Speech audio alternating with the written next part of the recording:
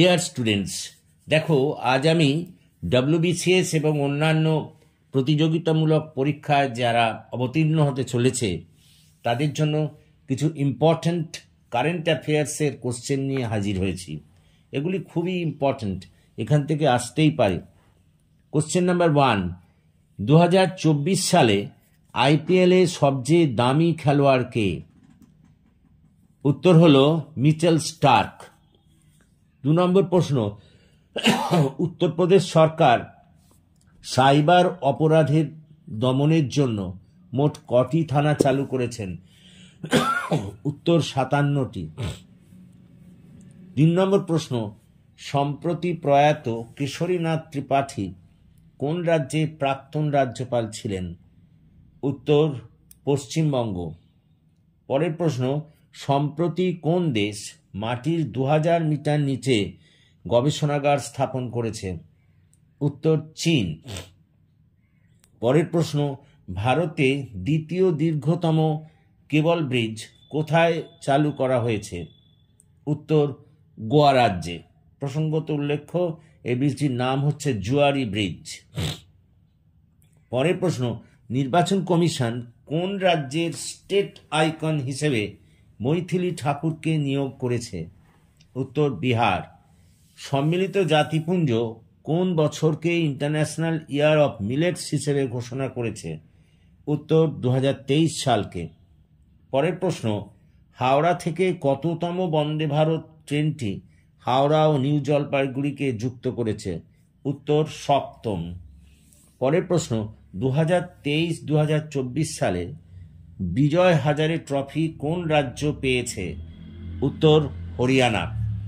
পরের প্রশ্ন, সম্প্রতি বিরসা মুন্ডা হকি স্টেডিয়াম কে উদ্বোধন করলেন? উত্তর নবীন পট্টনায়ক, উড়িষ্যার মুখ্যমন্ত্রী। রাজ্যে কাস্ট সার্ভে শুরু করেছে কোন রাজ্য? উত্তর বিহার।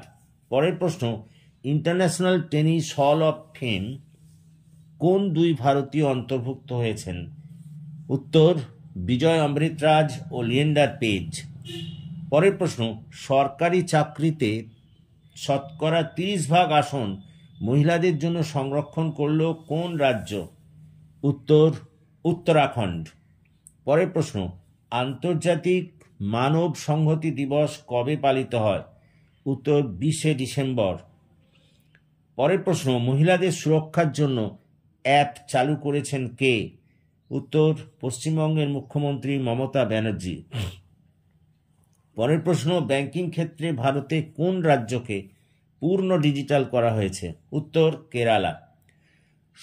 পরের প্রশ্ন, সম্প্রতি ন্যাশনাল স্নুকার চ্যাম্পিয়ন কে হয়েছেন? উত্তর সৌরভ কোঠারি। পরের প্রশ্ন, 2022 সালে ভারতবর্ষের সর্বাপেক্ষা দূষিত রাজ্য হিসেবে কাকে ঘোষণা করা হয়েছে? উত্তর দিল্লি। পরের প্রশ্ন, ভারতের বাইরে কোন দেশের পাবলিক স্কুলে পাঞ্জাবি পড়ানো হয়? উত্তর অস্ট্রেলিয়া। আশা করি তোমরা বুঝতে পেরেছো, এইগুলি খুবই ইম্পর্ট্যান্ট। যারা WBCS এবং এই জাতীয় কোনো প্রতিযোগিতামূলক পরীক্ষায় বসতে চলেছ তাদের জন্য এই সমস্ত কারেন্ট অ্যাফেয়ার্সের প্রশ্নগুলি খুবই ইম্পর্ট্যান্ট। এগুলি দেখে গেলে খুবই কাজে লাগবে। আশা করি তোমরা বুঝতে পেরেছো। সুতরাং তোমাদের যদি এই ক্লাস ভালো লাগে তাহলে তোমরা আমার এই চ্যানেলটিকে সাবস্ক্রাইব করো এবং আমার পাশে থাকো, যাতে আমি এই বিষয় নিয়ে আরও এগিয়ে যেতে পারি এবং তোমাদের কাজে লাগতে পারি। Thank you for watching and listening. Please comment, share and subscribe to my channel.